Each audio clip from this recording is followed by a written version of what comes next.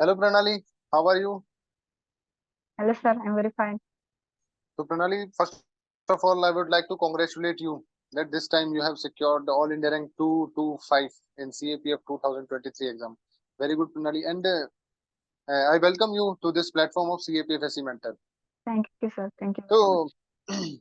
प्रणाली, आप मतलब एक बार अपना छोटा सा इंट्रोडक्शन दो, एक बैकग्राउंड सा जो ग्लिम्स है हमारे व्यूवर्स को वो दो कि भाई आप किस बैकग्राउंड से आते हो और किस हिसाब से आपने तैयारी करी, क्या क्या चैलेंजेस रहे तैयारी में। जी सर, बिल्कुल।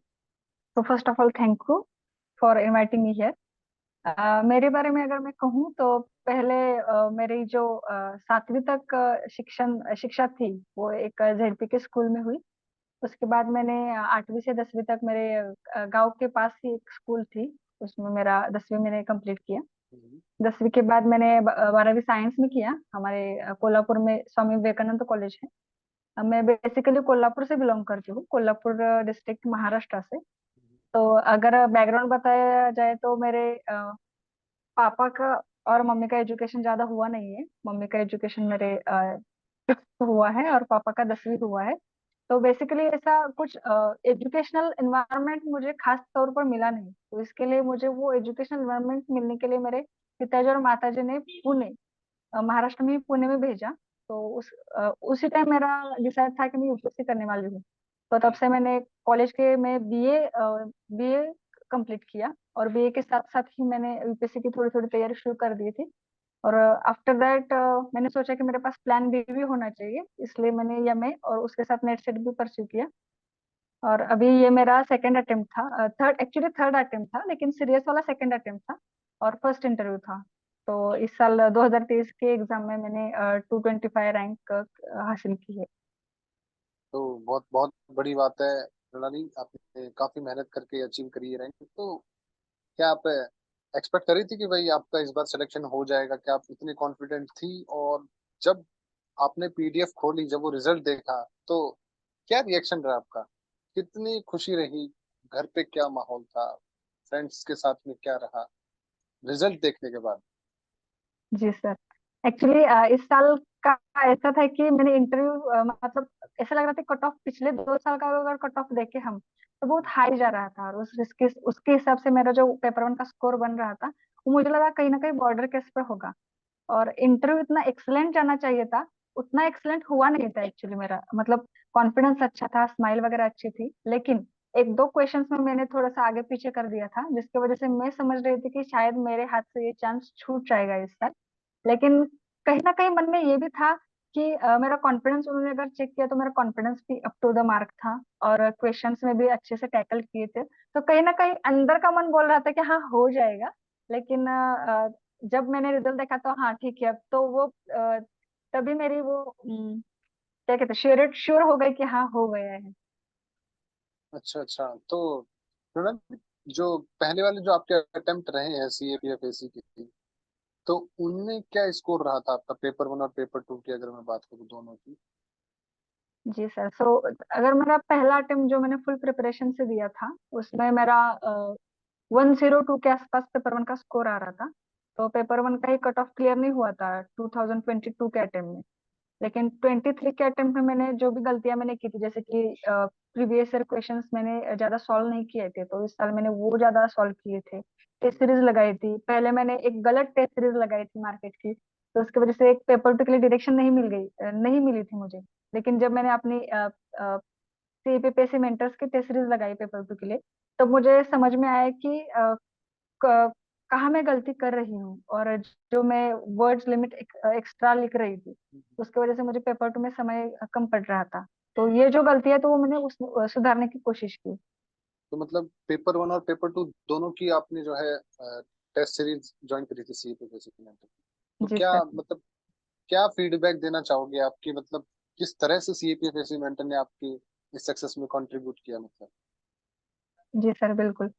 रोल तो बहुत बड़ा प्ले किया है सीपीपीएससी मेंटर्स के टेस्ट सीरीज में। जैसे कि पेपर टू में ग्रामेटिकल मिस्टेक्स हो गई, वो फीडबैक में देते थे सर। उसके बाद कई सर ने मेरे पेनल्टी भी दी थी मुझे जब एक्स्ट्रा वर्ड लिमिट लिखती थी मैं।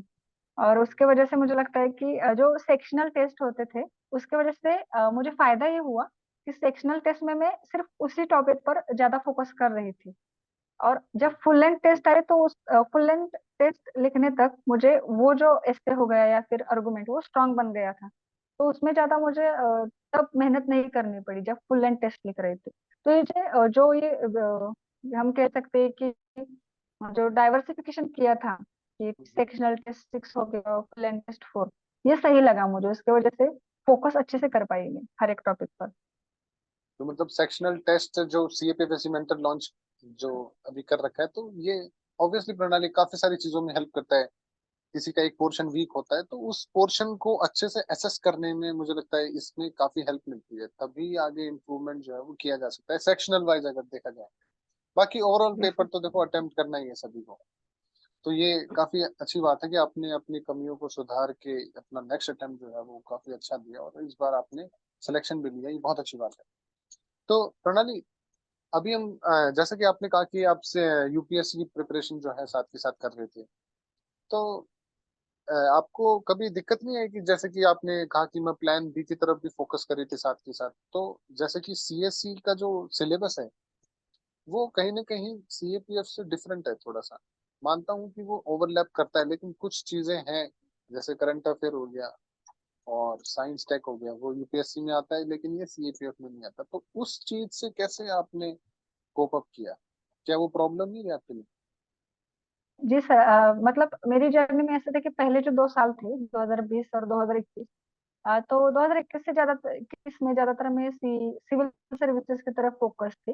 लेकिन जब मैं सीडीएस या फिर एनसीसी मेरा खत्म हुआ तब मुझे समझ में आया कि सीएपी भी एक अच्छी एग्जाम है। तो मैंने वो पोर्शन जो सिलेबस है वो सेम सिलेबस क्या है वो जान लिया था। उसकी वजह से मैंने अपना प्रायोरिटी तय की थी कि मुझे लगा कि सीएपीएफ के लिए मैं ज्यादा सुटेबल हूँ। तो सीएपीएफ के लिए मैं पहले प्रायोरिटी देती थी। और जब मुझे लगता है कि हाँ ठीक है सीएपीएफ के हिसाब से अगर मेरी पढ़ाई हो गई है तब मैं सीएससी के सिलेबस को हाथ लगाती थी। तब तक तो मेरा दिमाग में यही था कि सीएपीएफ में अच्छे से फोकस भी कर सकूं, एक पोस्ट हाथ में ले लूं, और फिर सीएससी के बारे में देखा जा सकता है। तो प्रायोरिटी सेट करने की वजह से मुझे इतनी दिक्कत आई नहीं। जी जी, तो मतलब प्रायोरिटी आपने सीएपीएफ को दी पहले। जी सर। जी हाँ प्रणाली, काफी सारे स्टूडेंट्स जो हैं ऐसा सोचते हैं कि एक बार अगर सिक्योर हो जाए तो थोड़ा बेटर रहता है इसके अंदर अपना आगे की प्रिपरेशन करने में। जी सर। क्योंकि स्ट्रेस लेवल इतना रहता है आज के इतना ज्यादा कॉम्पिटिटिव माहौल में कि प्लान बी का जो इम्पोर्टेंस है वो इंक्रीज हो जाता है। वो आप जो है इसका बेस्ट एग्जाम्पल हो। तो इसका मतलब, तो अब आप जैसे कि फोर्स, किसी भी फोर्स को भी ज्वाइन करोगे, जो भी फोर्स आपको अलॉट होगी, तो क्या आप आगे की पढ़ाई तो कंटिन्यू करोगे फिर आप? सर अभी तो मेरा ये है कि अगर जो फील्ड मैंने चूज किए उस फील्ड में मैं अच्छा करना चाहूंगी। अगर उसमें से टाइम मिलता है मुझे मेरा बेस्ट देने के बावजूद भी, तब मैं सोचूंगी कि हाँ सीएससी की तरफ मुड़ती है या नहीं। लेकिन ऐसा नहीं होने दूंगी कि सीएससी की पढ़ाई के लिए मैं यहाँ कॉम्प्रोमाइज करूंगी। मेरा जो बेस्ट देना जो परफॉर्मेंस है वो परफॉर्मेंस कॉम्प्रोमाइज नहीं करना चाहती। तो अगर परफॉर्मेंस मेरा फुलफिल हो जाता है मेरे हिसाब से तभी मैं बाकी इसके बारे में सोचूंगी। जी जी, ये तो आपने देखो बहुत ही अच्छी बात कही है कि एक बार सीएपीएफ में आप जो अपना बेस्ट दें और उसके बाद में, जी यही उम्मीद थी देखो आपसे। तो प्रणाली, सबसे मेजर रोल जो है इस पूरी जर्नी में, जो कि इतनी डिफिकल्ट रही है आपकी, तो किसका मेजर रोल रहा है आपकी फैमिली में या फिर आपके फ्रेंड सर्कल में? किसको आप मानते हैं कि हाँ मतलब सपोर्ट बहुत अच्छा रहा इस साइड से? जी सर, इसमें किसी एक का सपोर्ट तो नहीं मानूंगी लेकिन सबको जिसकी वजह से एक ताकत मिली क्योंकि एक फैमिली का अगर एक बंदा या बंदी आगे जाती है पढ़ाई करती है तो पूरी फैमिली की जिम्मेदारी होती है कि वो उसके सक्सेस में कंट्रीब्यूट करे। वो पूरे फैमिली की तरफ से वो लड़ रही होती है। तो मुझे लगता है मेरी पूरी फैमिली का ही सपोर्ट है, लेकिन उसमें मेरे माता पिता उनको अगर ताकत मिली हो तो हमारे एक स्पिरिचुअल गुरु है जगत गुरु नरेंद्राचार्य जी महाराज। तो उनको मैं बोलूंगी कि उनकी वजह से हमें वो हमेशा इंस्पिरेशन मिलता रहा, एक ताकत मिलती रही कि हाँ हमें लड़ना चाहिए, हमारे साथ हमारा भगवान है, हमारा ईश्वर है। तो वो हमेशा हमारे माता जी को पिताजी को उनके तरफ से ताकत मिलती गई। और माता जी पिताजी भी हमारी इतनी इकोनॉमिकल कंडीशन बेटर न होने के वजह बावजूद भी वो हमेशा मेरे सामने एक संघर्ष की मूर्ति बनकर खड़े रहे हैं। हमेशा अगर क्रिटिकल पर जब सिचुएशन आती है तब भी हमें कैसे लड़ना चाहिए, ये उनसे ही सीखी हूँ। तो मैं ये जो इसका श्रेय है वो उनको देना चाहूंगी सर। तो अभी घर पे तो बहुत ज्यादा खुश होंगे आपके माता पिता। जी सर। जी बहुत ही अच्छा। देखो आपने उनकी जो उम्मीदें हैं, आप उनकी उम्मीदों पे पूरा का पूरा खरे उतरे हो आप। तो सभी जो एस्पिरेंट्स हैं जो कि कहीं ना कहीं डिमोटिवेट हो जाते हैं अपनी कंडीशंस को लेके कि हम लोग इकोनॉमिकली थोड़ा सा वीक है या फिर कोई और रीजंस की वजह से डिमोटिवेट हो जाते हैं, तो देखो आप उनके लिए मैं कहूंगा एक रोल मॉडल हो सकती है कि इतनी विपरीत परिस्थिति होने के बावजूद भी आपने जो है अपने मोटिव को ऊपर रखा, अपने गोल को ऊपर रखा और उसे देखो आज आपने अचीव भी किया। तो सीएपीएफ ऐसी मेंटर जो है प्राउड है इस चीज पे। तो थैंक यू सर। प्रणाली, अब हम बात करते हैं थोड़ा एकेडमिक्स की तरफ आते हैं। तो एक एक सब्जेक्ट को लेके क्या आपकी स्ट्रेटेजी रही है पेपर वन में, अगर स्पेसिफिकली बात करें तो? जैसे कि पॉलिटी हो गया, हिस्ट्री हो गया, तो इन सभी सब्जेक्ट्स के ऊपर हम लोग एक एक करके बात करते हैं कि क्या स्ट्रेटेजी रही है आपकी इन सभी के ऊपर। कैसे आपने प्रिपेयर किया जो 102 जब आपके मार्क्स थे उससे आपने इस बार की कट ऑफ भी क्लियर करी और मेरिट में भी है? जी सर। सर जब अभी हमारा कट ऑफ डिक्लेयर हुआ तो कट ऑफ निकल के आया समथिंग 118। तो जी। मेरे मार्क्स थे 137। तो मुझे लगता है कट ऑफ से मतलब ईडब्ल्यूएस का कट ऑफ तो 109 के आसपास लगा है। तो मुझे लगता है हाँ। अच्छे मार्क्स मैंने लिए कट ऑफ से ज्यादा। तो इसके लिए मैंने पिछले साल जब मैंने पहला अटेम्प्ट दिया था, मेरा सीरियस पहला अटेम्प्ट था, उसमें मैं एक गलती की थी कि टेस्ट सीरीज न लगाना और सिर्फ पढ़ते जाना, अपने खुद के मतलब नोट्स या फिर जो कीवर्ड्स होते हैं वो नोट न करना। तो सेकंड अटेम्प्ट में मैंने वो की नहीं। और पहले अटेम्प्ट में मैंने एक गलती की थी, वो जब पेपर में सॉल्व कर रही थी, तो पेपर सॉल्व जब मैंने एग्जाम के पहले प्रिपरेशन कर रही थी तो नॉर्मल जो मेरी एक ढंग था मेरा पेपर सॉल्व करने का, वो ढंग छोड़कर पेपर के समय मैंने कुछ अलग ही स्ट्रेटेजी इस्तेमाल की थी पहले अटेम्प्ट में। तो ये जो मैंने अचानक से टेंशन में आकर जो स्ट्रेटेजी अपनाई थी पहले अटेम्प्ट में, वो मैंने सेकंड अटेम्प्ट में मेरी जो गलती थी वो सुधार दी। जैसे कि पेपर वैसे ही सॉल्व किया जैसे मैंने तय किया था, जैसे मैंने प्रैक्टिस किया था उसी स्ट्रेटेजी से। जैसे कि पहले जो सब क्वेश्चंस आते हैं वो सॉल्व करना, और फिर उसके बाद जो क्वेश्चंस लगता है कि हाँ मुझे ये तीन ऑप्शंस में से एक ऑप्शन आता है, या फिर दो ऑप्शंस में, तीन ऑप्शंस में से एक ऑप्शन आता है, दो ऑप्शन आता है, ऐसे उस पर मार्क करती थी पेपर सॉल्व करते के समय। तो मुझे लगता है वो स्ट्रेटेजी मैंने अपनाई। और अगर प्रिपरेशन के दौरान की स्ट्रेटेजी बात करूँ तो पॉलिटी के लिए समझो, अगर मैंने पहले 3 बार रीडिंग की है तो सेकंड अटेम्प्ट में मैंने वो और 2 बार ही रीडिंग की, लेकिन वो रीडिंग करते समय मैं कीवर्ड्स को हाईलाइट करती थी, हम्म। कीवर्ड्स को मार्क करती थी, और क्वेश्चन भी उसी कीवर्ड से आते थे। तो कुछ अलग खास स्ट्रेटेजी नहीं थी, लेकिन मेहनत तो जरूर थी, ज्यादा से ज्यादा रिवाइज कर सकूं वही कंटेंट। अगर साइंस हो सके तो साइंस में मैंने तय किया था कि ज्यादा जो पोर्शन से क्वेश्चंस आते हैं वो पोर्शन, वो सिलेबस तो पक्का कर ही दूंगी, मतलब एक्यूरेसी की तरफ ज्यादा ध्यान दिया मैंने। अगर हिस्ट्री की बात की जाए तो हिस्ट्री में से मॉडर्न से हालांकि अभी कुछ साल से हिस्ट्री मॉडर्न से क्वेश्चंस कम आ रहे हैं, तो मैंने सिर्फ थीम्स ये तीन ही जो बुक्स है 12th एनसीईआरटी की वही बार बार पढ़े। ज्यादा स्पेक्ट्रम या ज्यादा बड़े बड़े बुक्स के पीछे नहीं दौड़ी क्योंकि समय कम था। तो मैंने वो स्ट्रेटेजी इस्तेमाल की जिस पर ज्यादा क्वेश्चंस आते हैं उसी एरिया पर ज्यादा फोकस किया मैंने। हाँ मतलब मेनली देखो एस्पिरेंट्स का फोकस जो है मेनली रिवीजन पे होना चाहिए। जी सर। कितना मैटर पढ़ रहे हैं इससे कोई लेना देना नहीं है, कितना ज्यादा रिटेन कर पा रहे हैं ये ज्यादा मैटर करता है, ये ज्यादा इंपॉर्टेंट है। जी तो सर। प्रणाली, तो मतलब जैसे कि आपने कहा हिस्ट्री में सिर्फ और सिर्फ आपने एनसीईआरटी पढ़ी, जो 12th क्लास की जो 3 बुक हैं थीम्स की, तो क्या आपको लगता है कि वो सफिशिएंट है जो आपका एक्सपीरियंस है उसके हिसाब से? जी सर। जैसे कि क्योंकि मेरे समय में। जी सर। हिस्ट्री एक, क्योंकि बहुत ही एक वास्ट सब्जेक्ट है, इसको कवर करना मुश्किल है देखो, क्योंकि क्वेश्चन कहीं से भी पॉप आउट हो सकता है। तो एनसीईआरटी आपकी मेन जो है वो रही है बेस। जी सर। सर मैंने देखा कि हिस्ट्री के क्वेश्चन कितने भी करो, अगर स्पेक्ट्रम से करो या फिर अदर जो बुक्स है स्टैंडर्ड बुक्स उससे भी करी जाए, तो यूपीएससी डालती किसी और से, किसी और ही बुक होती है जो जिससे डालती है। तो मुझे लगा कि इतनी मेहनत इससे करने, हिस्ट्री को करने के जगह, अगर मैं उसमें उसी समय में ज्योग्राफी 2 बार ज्यादा पढ़ सकती हूँ तो ज्योग्राफी पढ़ती हूँ, ना कि हिस्ट्री को ही एक बार पढ़कर, और जो भी उसकी भी श्योरिटी नहीं होती है कि आ ही जाएगा क्वेश्चन। तो इसलिए बेसिक एक सेफ साइड हो, इसलिए मैंने सिर्फ थीम्स पढ़ा था, जिसमें से 3-4 क्वेश्चन तो आ ही जाते हैं थीम्स में से। और बाकी मैंने फोकस ये रखा कि एक बार एक सब्जेक्ट पढ़ने से बेहतर है 10 बार वो सब्जेक्ट पढ़ो जिसमें से ज्यादा क्वेश्चन आते हैं। हम्म। तो यही मैंने रिस्क ली थी मैंने, लेकिन ऐसे सब्जेक्ट में ली थी जिस सब्जेक्ट से हिस्ट्री खेलती रहती है, क्योंकि हिस्ट्री में टाइम भी बहुत जाता है, और क्वेश्चंस की मतलब जो हमारी मेहनत है वो भी उतनी काम नहीं आती पेपर के समय। जी जी, ये तो एकदम सही बात है। ज्यादा से ज्यादा फोकस जो था वो रिवीजन पे ही था आपका, मेनली मतलब। जी सर। और साइंस में अगर मैं बात करूँ साइंस की, तो आपने साइंस में भी एनसीईआरटी पढ़ी या फिर कोई और स्टैंडर्ड बुक आपने पढ़ी? नहीं सर, साइंस से तो 9th और 10th की एनसीईआरटी से मैं बाहर, एनसीईआरटी से बाहर मैं गई नहीं। वही जो बुक है वो मैंने 10-12 बार शायद पढ़ी होंगी।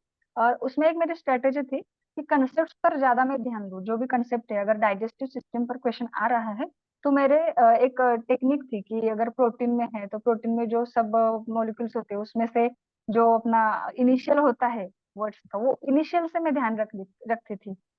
तो जो भी फैक्चुअल क्वेश्चंस होते हैं ना, वो मैं फैक्चुअल डाटा होता था वो इनिशियल से जोड़कर मैं ध्यान रखती थी, डायग्राम्स बनाती थी, जिस कारण मैं याद कर सकूं पेपर के दौरान। और नोट्स बनाने के लिए मेरे पास समय नहीं था, क्योंकि साइड बाय साइड मेरा कॉलेज भी चल रहा था, कॉलेज के प्रैक्टिकल्स भी थे। तो मैंने सोचा कि साइंस के लिए मैं जो पैराग्राफ में लिखा है उसका क्रक्स पैराग्राफ के साइड पे लिखूं। तो इसका फायदा ये होता था कि रैपिड रिवीजन भी हो जाती थी। और अगर रिवीजन करते समय मैं भूल रही हूँ कुछ डाटा, मुझे लग रहा है कि लिंक नहीं बन रही है इसमें, तो मैं तुरंत पैराग्राफ में भी देख सकूं कि क्या है वो जो कीवर्ड मैंने साइड में लिखा है, वो कीवर्ड्स का जो एक्सप्लेनेशन है वो पैराग्राफ में भी था। तो इसका फायदा ये हुआ, अलग नोट्स और अलग बुक होने की जगह मेरे नोट्स भी बुक में ही बने थे। अच्छा अच्छा, तो मतलब आपकी प्योरली स्मार्ट स्टडी थी, जिसका रिजल्ट है आपकी जी सर। 225 रैंक। सर। जी, बहुत अच्छा था ये तो प्रणाली। स्मार्ट वर्क जो था वो हमेशा करना चाहिए। हार्ड वर्क तो देखो सभी करते हैं। तो प्रणाली, करंट अफेयर की अगर अपन बात करें तो उसमें क्या स्ट्रेटेजी रही आपकी करंट अफेयर में? जी सर। सर, करंट अफेयर के बारे में कहा जाए तो पहले तो 2022 के अटेम्प्ट में जो करंट अफेयर्स किए थे, एक मैगजीन से किए थे, तो देखा गया है कि उस साल करंट अफेयर्स कुछ अलग ही आए, मतलब वन लाइनर आते थे, जैसे कि डिफेंस एक्सरसाइज हो गया या फिर अवार्ड्स आ गए, इंटरनेशनल लेवल के पर्सनैलिटीज आ गए, वैसे 2022 को आए नहीं। तो इसलिए मैंने 2023 23 में सोचा कि इस बार करंट अफेयर सिर्फ एक ही वन लाइनर पर फोकस नहीं करना चाहिए, इसलिए मैंने विजन की भी मैगजीन्स उठा ली और वन लाइनर भी मैगजीन्स पढ़ रही थी। तो इसका फायदा है, लेकिन मतलब लकीली हम कह सकते हैं कि 2023 में वन लाइनर जैसे ही क्वेश्चंस आए थे, और वन लाइनर मैगजीन में फोकस उसी पर कर रही थी कि अवार्ड हो गया, पर्सन हो गया, या फिर जो नेशनल इंपॉर्टेंट न्यूज है, या फिर मैपिंग के क्वेश्चन होते हैं, अगर वो प्लेस लोकेशन में ज्यादा डिस्कशन में है तो वो प्लेस कहाँ आता है, मतलब ज्यादातर यही एनालिसिस करते थे। और उसमें भी मैंने वही स्ट्रेटेजी इस्तेमाल की, निमोनिक्स निमोनिक्स से ज्यादा मैं ध्यान रखती थी, क्योंकि फैक्चुअल डाटा में थोड़े से फैक्चुअल डाटा रिमेम्बर करने में वीक हूँ। तो कहीं ना कहीं दो शब्द का अर्थ, मतलब अगर डिफेंस एक्सरसाइज से कहा जाए तो युद्धाभ्यास हो गया ये, या फिर मैत्री हो गई, ये मैं इमेजिन करके, अच्छा वो कंट्री है, हमारी कंट्री है, श्रीलंका है, भारत है, वो मिलजुल कर लड़ रहे हैं, और ऐसे एक स्टोरी बनाती थी मन में। और स्टोरी के बाद मेरा वो फैक्चुअल डाटा अच्छे से ध्यान रहता ही था। जी जी जी। तो ये तो बहुत ही अच्छा था कि एक तरह से विजुअल करके जो है आपने रिटेन करने की कोशिश करी फैक्ट्स एंड फिगर्स को। तो ये तो बहुत ही अच्छा स्टेप था प्रणाली आपका। तो ये बात थी प्रणाली अपनी पेपर वन की। अब अगर अपन बात करें पेपर टू की, और पेपर टू में देखो काफी सारी चीजें हैं, जैसे कि ऐसे राइटिंग है, आर्गुमेंट है, रिपोर्ट है। तो जो अपना रिटर्न पार्ट है पेपर टू में, इसमें आपने क्या चीज फॉलो करी, क्या स्ट्रेटेजी रही आपकी, और टेस्ट सीरीज में कैसे जो है आपकी हेल्प करी इस चीज के अंदर? जी सर।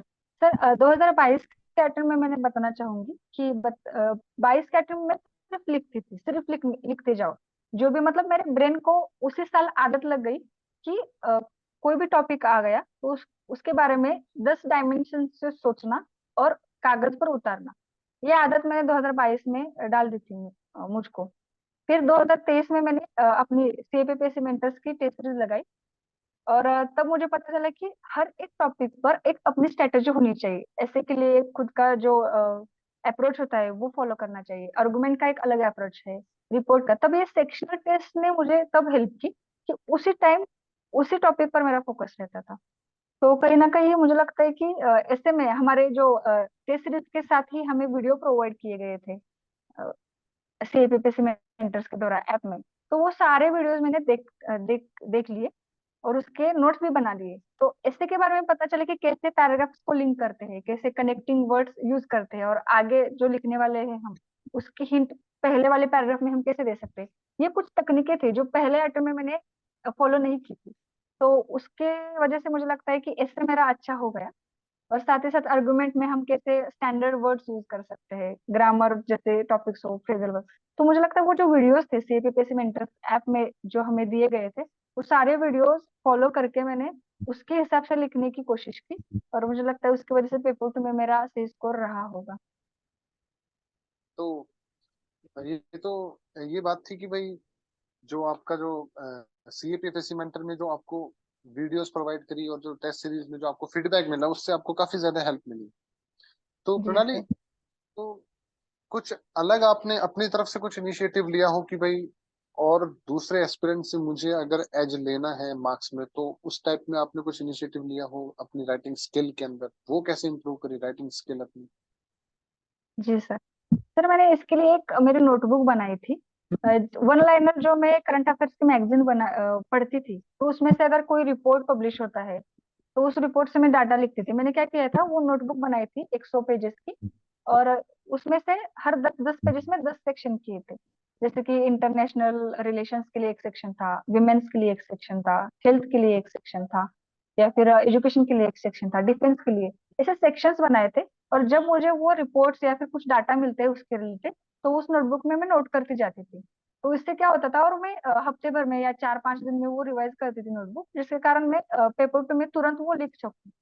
और उसका फायदा ऐसा हो कि इंट्रोडक्शन में मैं इम्प्रेसिव अपना डाटा या फिगर या फिर कोट, उसमें कोट भी ऐड किए थे मैंने, वो यूज करते रहती थी। तो उसकी वजह से मुझे लगता है इंट्रोडक्शन मेरा काफी अच्छा रहा होगा, जिसके कारण इंट्रोडक्शन ऐसा माना जाता है कि पेपर टू का एक फर्स्ट इंप्रेशन होता है।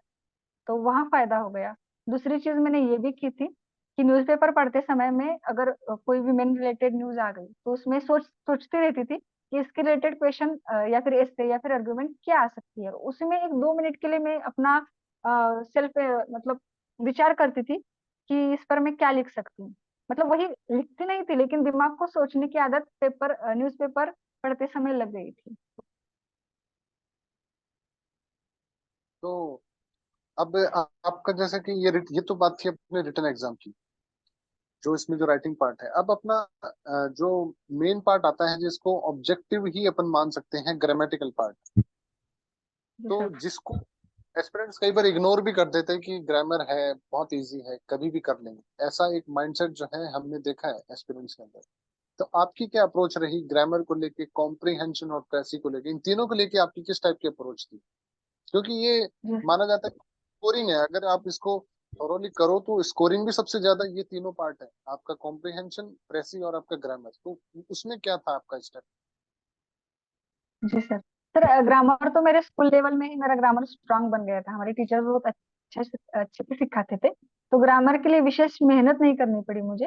लेकिन कॉम्प्रहेंशन के लिए टिप्स दे दिए थे हमारे ऐप के वीडियो में, जैसे कि पॉइंट्स फॉर्म में आंसर्स लिखो कॉम्प्रहेंशन के, या फिर प्रेसे के पैराग्राफ में उसका डिवाइडेशन करो और एक पैराग्राफ के समरी लिखो, फिर दूसरी पैराग्राफ की, ऐसा थोड़ी सी स्मार्ट टेक्निक्स इस्तेमाल करके मैंने प्रेसे और कॉम्प्रहेंशन में थोड़ा सा अलग अपना कुछ अलग दिखाने की कोशिश की।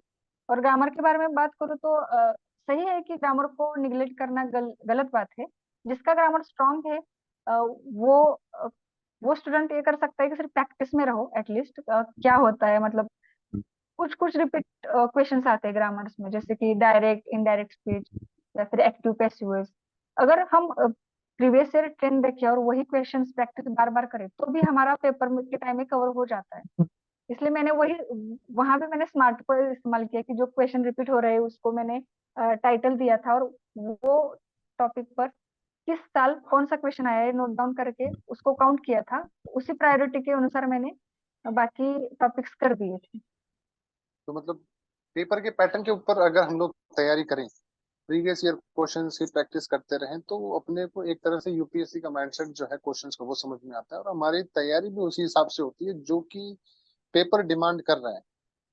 तो जी ये सर बहुत ही बिल्कुल। और यही एक बात कहना चाहूंगी कि पहले भी मेरी यही एक गलती हुई थी, देती थी और पढ़ना शुरू कर देती थी, बुक ले लो और पढ़ना शुरू करो। लेकिन पढ़ने के बाद जब मैं पीवाईक्यू देखती थी तब मुझे समझ आता था कि अरे जो पढ़ा है वो मेरे याद, मुझे ध्यान ही नहीं है, पीवाई जो क्वेश्चन पूछा है वो अलग ही पूछा है। तब मैंने दूसरे अटेम्प्ट लेने की कोशिश की, पहले पढ़ने के पढ़ने से शुरू पहले में या फिर उससे पहले मैं पहले जो भी पीवाईक्यू थे वो देखूं। अगर समझो मैं ज्योग्राफी का पढ़ने जा रही हूँ, फिजिकल ज्योग्राफी का, तो एक बुक है उसमें सब क्वेश्चंस इकट्ठा मिलते हैं। तो पहले फिजिकल ज्योग्राफी के क्वेश्चन देखती हूँ। वो क्वेश्चन देखने के बाद में ही मैं चैप्टर पढ़ने के लिए जाती हूँ। तो क्या होता है, वो क्वेश्चन दिमाग में हमारे फिट हो जाता है और फिर जो पढ़ते हैं तो वो क्वेश्चन याद आता है और फिर वो जो बात पढ़ी है वो हमेशा के लिए ध्यान में रहती है। तो ये अप्रोच सेकंड अटेम्प्ट में मैंने फॉलो किया था। तो पीवाईक्यू हमारे एक हम कह सकते हैं स्पॉटलाइट की तरह होते हैं, जो हमें पढ़ते वक्त हमें याद दिलाती है कि कौन सी बात इंपॉर्टेंट है या कौन सी नहीं। और पीवाईक्यू ये भी बताते हैं कि उस टॉपिक को कैसे पढ़ना है, किस हद तक पढ़ना है। और जब हम लोगों को पढ़ाई करनी है उस टॉपिक की, तो माइंड में उस टाइप के क्वेश्चंस भी चलने चाहिए कि यूपीएससी किस टाइप का क्वेश्चन जो है इसमें पूछ सकती है, जहां तक मेरा एक्सपीरियंस है इस फील्ड में।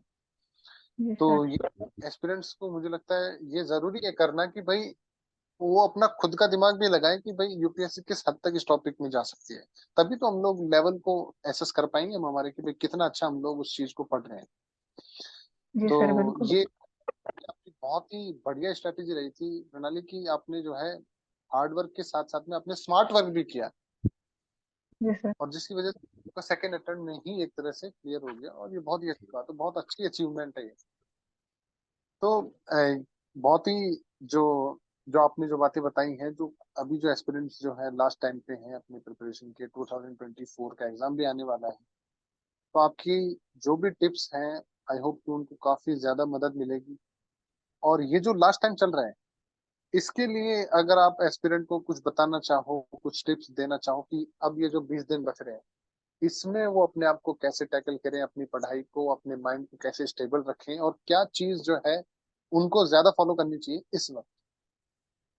जी सर बिल्कुल। अभी जो मैंने रिजल्ट जब रिजल्ट लगा उसके ही पहले दिन मैंने खुद के लिए एक मेरी रफ बुक है उसमें लिखा था, मेरे खुद मुझे मोटिवेट करने के लिए खुद की लाइंस लिखी थी, खुद पर विश्वास रखो, किसी भी हालात में लड़ने की तैयारी रखो। क्योंकि बार बार वो मुझे पढ़नी थी, क्योंकि अभी रिजल्ट आया नहीं था तो मुझे लग रहा था कि नेक्स्ट अटेम्प्ट के लिए हमें प्रिपेयर होना चाहिए। तब मैंने एक 30 दिन की स्ट्रेटेजी बनाई थी। तब उसमें से ही मैं कुछ बताना चाहूंगी कि अभी 20 दिन बचे हैं तो आप पहली बात की कुछ नया मटेरियल मत पढ़ो, क्योंकि इसी समय सब मार्केट में कुछ कुछ आता रहता है और आप अपने जो पढ़ा है पहले से ही वो छोड़कर शॉर्टकट के पीछे दौड़ते हैं, तो वो मत करिए। जो आपने पहले से ही बुक्स पढ़े हैं उस पर ध्यान दीजिए। जो स्ट्रॉन्ग एरियाज है यूपीएससी जिस पर ज्यादा क्वेश्चंस पूछे, जैसे कि साइंस फर्स्ट प्रायोरिटी होनी चाहिए, ज्योग्राफी, पॉलिटी, इकोनॉमिक्स की प्रायोरिटी बढ़ रही है अभी। तो ये चार जो टॉपिक्स है करंट अफेयर्स, इस पर ज्यादा फोकस करिए। इन पर इतनी एक्यूरेसी पाने की कोशिश करिए कि अगर इससे जैसे पोर्शंस मिस भी हो जाते हैं तो आपको टेंशन नहीं होनी चाहिए। तो ज्यादातर प्रायोरिटी के हिसाब से आप पढ़िए। और तीसरा, आप पढ़ते समय हर रोज 50 या 60 जो भी क्वेश्चंस पॉसिबल है वो उतना सॉल्व करने की कोशिश करिए।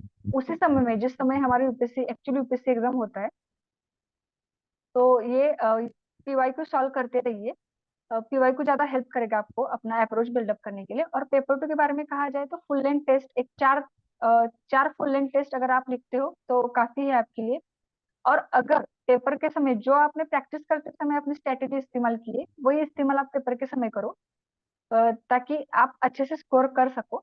और पेपर टू के लिए आप डाटा, फैक्ट्स और जो डायमेंशंस होते हैं या फिर एक स्ट्रक्चर होता है वो भी फॉलो करोगे तो भी आपको एवरेज मार्क्स मिल सकते हैं।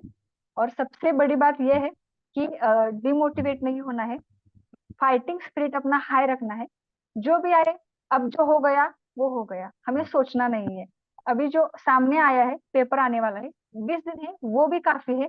अगर आपकी एक बेसिक लेवल की पढ़ाई हो गई है तो एक रिवीजन भी काफी है आपके लिए, एक दो रिवीजन भी काफी है। जितना किया है आपने, उस पर विश्वास रखिए और जीतने की उम्मीद से, जीतने की तैयारी से आप पेपर के लिए तो बहुत ही अच्छी बात जो है आपने बताई, जो फाइटिंग स्पिरिट सबसे ऊपर होनी चाहिए इस टाइम पे। जी सर। क्योंकि डिमोटिवेट अगर इस टाइम पे अगर एस्पिरेंट हो गए तो ये मान लो उनकी परफॉर्मेंस जो है वो अपने आप ही कम हो जाएगी, जिसकी वजह से सिलेक्शन जो उनकी प्रोबेबिलिटी है वो कम हो जाएगी। जी तो आपके जज्बे को मानना पड़ेगा कि आपने इतनी सारी डिफिकल्टीज के बावजूद भी जो है अपनी जो स्पिरिट है फाइट वाली, वो आपने जगाए रखी और लगातार जो है आपने स्मार्ट वर्क के साथ में हार्ड वर्क भी किया। तो ये एस्पिरेंट को सीखने की बहुत ज्यादा जरूरत है आज के टाइम पे। तो आप उनके लिए एक तरह से एग्जाम्पल जो है वो सेट हो सकते हो। तो बहुत ही अच्छी बात है प्रणाली। ताकि और सीएपीएफएससी मेंटर का जो भी कंट्रीब्यूशन रहा है वो, सीएपीएफएससी मेंटर भी जो है अपने एक स्टूडेंट को पाके इस इसमें बहुत ही खुश है। We are very proud of it. और thank you sir, thank you very much. एक छोटा सा सवाल जो मेरे मन में आया है वो मैं एक पूछना चाहूंगा लास्ट में, कि आपकी प्रेफरेंस क्या थी? जी सर। सर मेरी प्रेफरेंस अब खुद की होती देखो, हुई सही थी। रैंक जो है आपकी 225 आई है। तो अब देखो, प्रेफरेंस के हिसाब से और जो भी क्राइटेरिया गवर्नमेंट यूज करती है उसके हिसाब से आपको जो भी फोर्स मिले, लेकिन आपकी क्या प्रेफरेंस थी, आपको क्या चाहिए? सर मेरी प्रेफरेंस तो सीआईएसएफ, एसएसबी, आईटीबीपी, सीआरपीएफ और बीएसएफ थी। वो भी मैंने डालते समय ऐसे ही मेरे एक सीनियर फ्रेंड को पूछ के उसमें प्रेफरेंस भरी थी। लेकिन मेरे दिमाग में ये फिक्स था कि मुझे होना तो असिस्टेंट कमांडेंट ही, किसी भी फोर्स में तो मुझे सिर्फ कौन सा भी फोर्स मिले तो अच्छा ही है, लेकिन असिस्टेंट कमांडेंट ये मेरा टारगेट था, ना कि कोई फोर्स। जो भी फोर्स मिले उस फोर्स की अपनी एक खासियत है, अपनी एक एडवांटेजेस जैसे दोनों की होती है। तो मुझे लगता है कोई भी फोर्स मिले तो मुझे ज्यादा, उससे ज्यादा बेहतर मैं देखती हूँ कि असिस्टेंट कमांडेंट बनने वाली हूँ। ये मेरे लिए बड़ी बात है। जी जी, बहुत बहुत बहुत शुक्रिया। और ये जो आपका जो, ये आपकी जो थिंकिंग है वो बहुत अच्छी लगी, कि कोई भी फोर्स मिल जाए, अपना अपना वर्क फील्ड है और सबका अपना अपना काम है। पोस्ट जरूरी है, ऑफिसर बनना जरूरी है, वो 3 स्टार जो है वो चाहिए, मेन वो है। ये जी बहुत सर बिल्कुल। अच्छा लगा प्रणाली आपसे बात करके। और जो हमारे एस्पिरेंट्स हैं और जो हमारे व्यूवर्स हैं उनको काफी कुछ सीखने को मिला होगा, आपकी जो स्टोरी है, आपकी जो जर्नी है इसके बारे में जान के। तो thank you very much Pranali for joining us. Thank you very much sir for inviting me here. आपके फ्यूचर के लिए best of luck from CAPFSC mentor. धन्यवाद सर। चलिए, धन्यवाद। प्रणाली। Thank you sir.